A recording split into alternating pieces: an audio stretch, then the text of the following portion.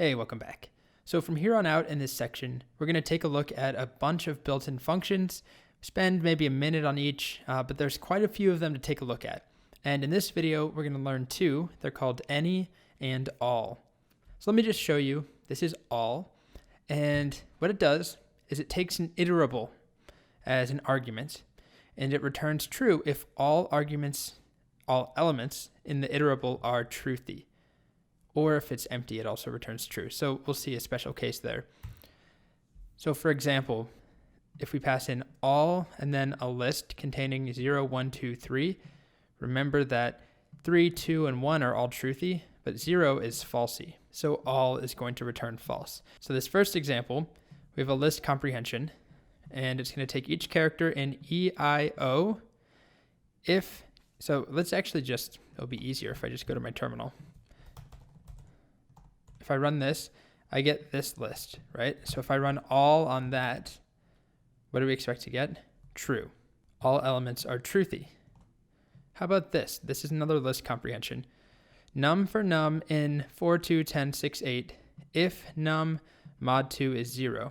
So that gives us 4, 2, 10, 6, and 8. And if I run all, paste that in, it's still true. So these are all weird uses. Honestly, you wouldn't really do this very often.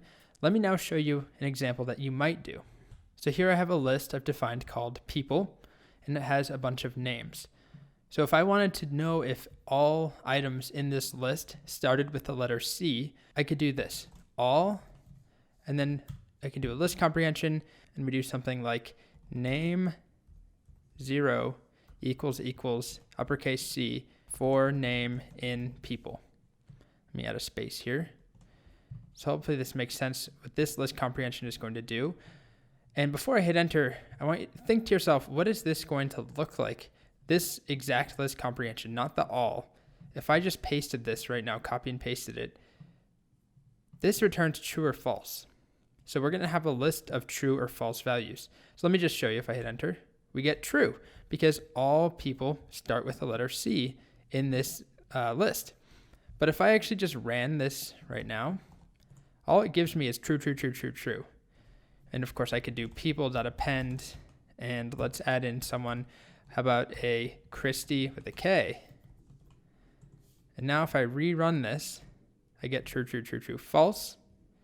And if I rerun the all, it now returns false because not everything passed in was true. Here's another example. I have a list called nums, and I could do something like, are all nums even? And to do that, I would check all, and then a list comprehension, which actually in a moment, I'll show you why these are optional. And we would do something like num mod 2 equals 0 for num in nums. And that's true.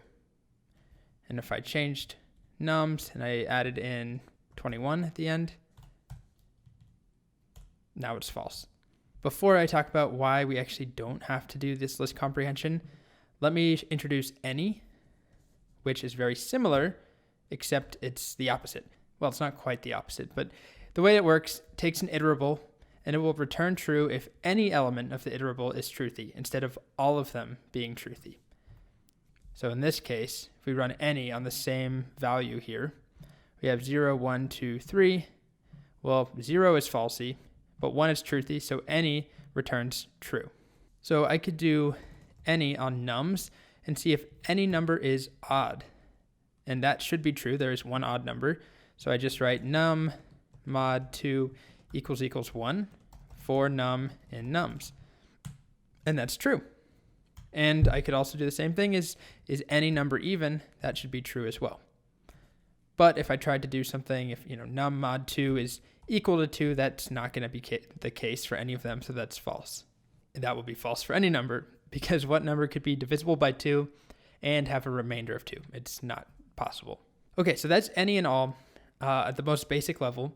They're nice for, testing things. You don't have to use them. You could just iterate over this yourself and check if it's true for each one, right? So I could do loop over people. It would look like this. For person in people, right? And then I'd write a conditional statement. If what would I say? Person 0 equals C, or we could actually do if it's not equal to C, then we could break or return false. Anyway, I won't do the whole thing, but the point is we could do this without all. This is just a nice built-in helper.